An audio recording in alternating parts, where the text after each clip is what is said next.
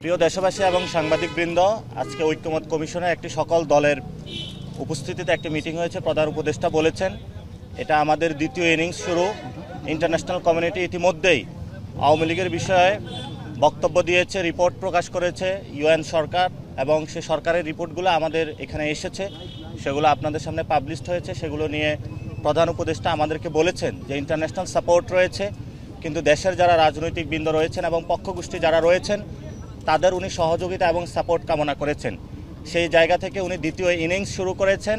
আমরা এই দ্বিতীয় ইনিংসে আজকে অংশীজন হয়েছি এবং সবাইকে ধৈর্য ধারণ করতে বলেছেন। আমরাও বলেছি যে এটা টেস্ট ম্যাচের মধ্যে দিয়ে যেতে হবে আমাদেরকে, যেখানে ধৈর্য এবং সাহসিকতার পরিচয় দিয়ে আমাদের বাংলাদেশের 53 বছরে যে অসমাপ্ত কাজগুলো রয়েছে, সংস্কার কমিশনগুলোর ইফেক্টিভের মধ্য দিয়ে আমরা সেই কাজগুলো সমাপ্ত করতে পারবো।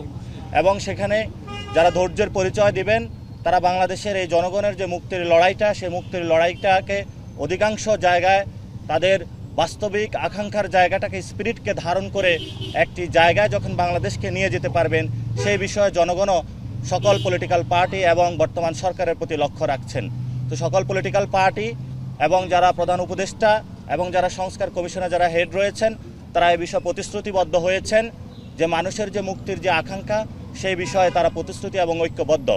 আর আমরা যে বিষয়গুলো বলেছি, প্রধান উপদেষ্টা বলেছিলেন যে জুলাই একটি চার্টার হবে, এই চার্টারকে একটি আইনি প্রক্রিয়ার মধ্য দিয়ে যাতে পরবর্তী যারা ধারাবাহিকভাবে যে সরকারগুলো আসবে তারাও যাতে বাধ্যকতার মধ্য দিয়ে এই সংস্কারের যে শেষ কর্মদিবসগুলো পর্যন্ত চালিয়ে যায়, সে বিষয় নিয়ে আমরা পরিকল্পনা ব্যক্ত করেছি। এবং আমরা বলেছি বাংলাদেশের এবং জনগণের যে মুক্তি, সেটা একমাত্র নিহিত হবে যদি আমরা একটি নতুন সংবিধান মানুষকে উপহার দিতে পারি। কারণ 72-এর যে সংবিধান রয়েছে, এই সংবিধানের মধ্যে বহুদলীয় গণতন্ত্র অসম্ভব, এবং বাংলাদেশের যে শান্তি শৃঙ্খলা, জনগণের যে ঐক্যের জায়গাটা, সেটা দিন দিন বিনষ্ট হচ্ছে।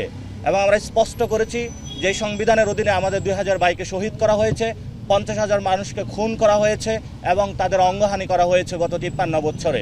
এবং আপনারা দেখেছেন 75-এর আগ পরবর্তী সময়ে বাংলাদেশে যেভাবে মানুষের অঙ্গহানি থেকে খুন, গুম, নির্যাতনের প্রক্রিয়া চালানো হয়েছিল, তারই শেষ পর্যায়ে ভিক্টিমাইজেশন গত 15 বছর হয়েছে।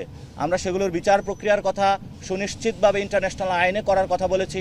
আওয়ামী লীগের বিষয়ে কীভাবে একটি বিচার প্রক্রিয়ার মধ্যে দিয়ে গিয়ে আওয়ামী লীগকে জনগণের সামনে একটি উন্মুক্ত এবং জনগণের সামনে একটি দৃশ্যমান বিচার প্রক্রিয়া নিয়ে আসা যায়, সেই বিষয়ে আমরা কথা বলেছি। এবং আমরা বলেছি গণপরিষদ নির্বাচন এবং আমাদের যে জাতীয় ইলেকশন, দুটি একসাথে চলতে পারে এবং সংস্কারের কার্যগুলো একসাথে চলতে পারে। এবং আমরা দৃপ্ত কণ্ঠে সেখানে এই বিষয়গুলো সকল দলমত নির্বিশেষে সকলের কাছেই আমরা উপস্থাপন করেছি। বাংলাদেশের শেষ বা মুক্তির লড়াই, এই দেশের ভবিষ্যৎ একমাত্র যদি আমরা একটি গণপরিষদের মাধ্যমে নতুন সংবিধান উপহার দিতে পারি, সেটার মধ্যে হবে। এবং আমরা এটাও ব্যক্ত করেছি বৈষম্য বিরোধী ছাত্র আন্দোলনের নেতৃত্বে এবং জাতীয় নাগরিক কমিটির উদ্যোগে এই মাসে যে ছাত্রদের একটি বড় দল আসতেছে বাংলাদেশের ইতিহাসে, আপনারা জানেন যে এটা জনমত জরিপের কাজ চলছে, এবং সেখানে আমাদের রাজনৈতিক লাইনটা কী হবে সেটাও আমরা সবার সামনে আজকে ব্যক্ত করেছি। আমরা বলেছি আমাদের এই রাজনৈতিক লাইনটা হবে একটি নতুন সংবিধান রচনার জন্য আমাদের লড়াই। আমরা বাংলাদেশ থেকে ফেসিবাদকে মুক্ত করেছি, এবং নতুন করে কোনো ফেসিবাদ যাতে বাংলাদেশে আসতে না পারে, সেই জন্য ফেসিবাদের লাস্ট কফিনে প্যারেক মারার জন্য আমরা একটি নতুনভাবে সকলকে আজকে প্রধান উপদেষ্টা এবং সকল রাজনৈতিক দলের সামনে বলেছি যে বাংলাদেশে একটি নতুন সংবিধান রচনার এবং গণপরিষদ নির্বাচনের লড়াই আমরা আনুষ্ঠানিকভাবে শুরু করেছি।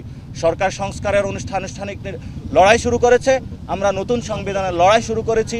এবং বৈষম্য বিরোধী ছাত্র আন্দোলনের যে হাসনাত আবদুল্লাহ রয়েছেন, উনি বলেছেন যে বিচারের যে প্রক্রিয়া, সে লড়াইটা ওনারা আজকে থেকে শুরু করবেন। আমরা মনে করি লোকাল গভর্নমেন্টটা ফাংশনাল করতে হবে, এবং আমরা সেটা বলেছি যে আওয়ামী লীগের যারা দোসর রয়েছে এবং আওয়ামী লীগের যারা ব্যক্তিবন্ধ, এখনও কিন্তু স্থানীয় সরকারগুলোতে তারা ফাংশনাল বজায় রেখেছে। তো এই জন্য হলো লোকাল গভর্নমেন্টে দিয়ে একটা টেস্টের মধ্যে দিয়ে জাতীয় ইলেকশনে যেতে হবে। সেটা হলো একটা প্রাথমিক ধাপ। আমরা মনে করি জাতীয় ইলেকশনের আগে লোকাল গভর্নমেন্টকে শক্তিশালী করানোর জন্য একটা ইলেকশনের প্রয়োজন, আমরা সেটা স্পষ্ট করেছি।